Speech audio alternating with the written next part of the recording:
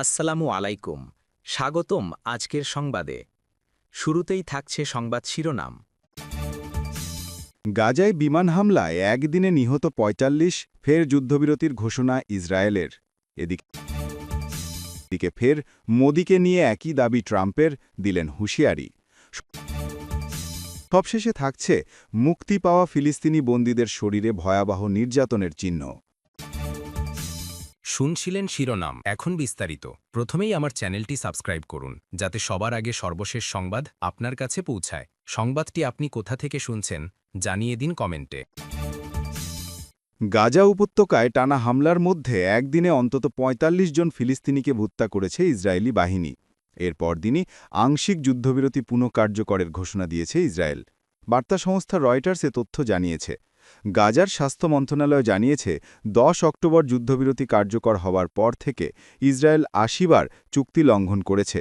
এ সময়ের মধ্যে ইসরায়েলি হামলায় অন্তত ৯৭ জন ফিলিস্তিনি নিহত এবং ২৩০ জন আহত হয়েছেন।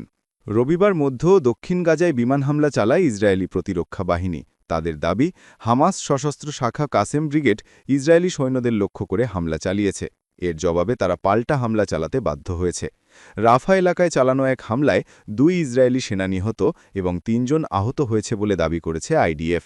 তবে এসব অভিযোগ ভিত্তিহীন ও মিথ্যা বলে উল্লেখ করে হামাস হামলার অভিযোগ প্রত্যাখ্যান করেছে।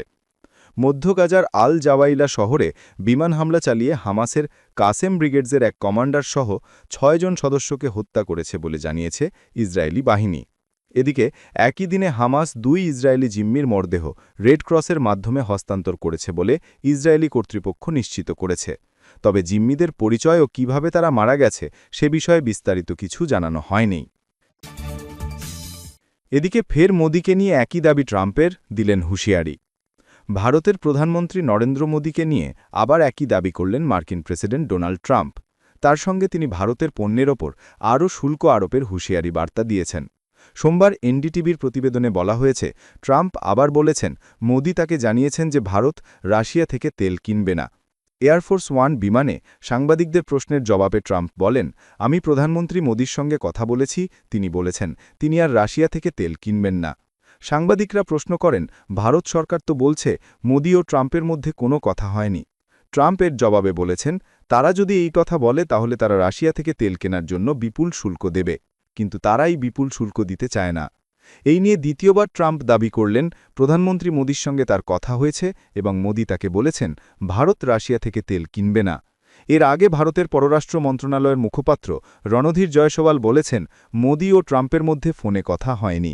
ভারত তেল কেনার ক্ষেত্রে নিজের স্বার্থ অনুসারে সিদ্ধান্ত নেয় ও নেবে। সবশেষে থাকছে মুক্তি পাওয়া ফিলিস্তিনি বন্দীদের শরীরে ভয়াবহ নির্যাতনের চিহ্ন। গাজার উত্তরে ধ্বংসস্তূপের পাশে এখন একটি ছোট তাঁবুতে বসবাস করেন ২৮ বছর বয়সী মাহমুদ আবু ফৌল। তার মায়ের গলা শুনে তিনি হাসেন, কিন্তু দেখতে পান না, কারণ ইসরায়েলের কারাগারে ৮ মাসের নির্যাতনে তিনি হারিয়েছেন দৃষ্টিশক্তি।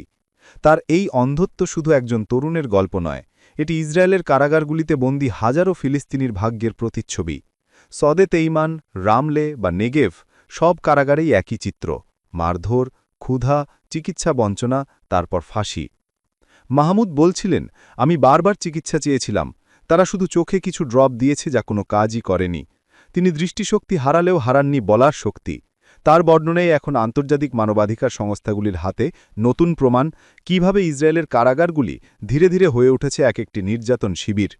গাজার যুদ্ধবিরতির পর সম্প্রতি মুক্তি পাওয়া প্রায় ২০০০ ফিলিস্তিনির মধ্যে অনেকের শরীর জুড়ে নির্যাতনের চিহ্ন। ইউএন বলছে, গত ১ বছরে ৭৫ জন বন্দী কারাগারে মারা গেছেন, যাদের অনেকে ফাঁসিতে ঝুলে বা পেটানো অবস্থায় প্রাণ দিয়েছেন। ইসরায়েল এসব অভিযোগ অস্বীকার করে, কিন্তু কোনো তদন্ত বা প্রমাণ হাজির করতে পারেনি। অথচ বন্দীদের পরিবারগুলো প্রতিদিন নতুন লাশ পাচ্ছে, অথবা পাচ্ছে এমন সন্তান যে আর মায়ের মুখ দেখতে পায় না।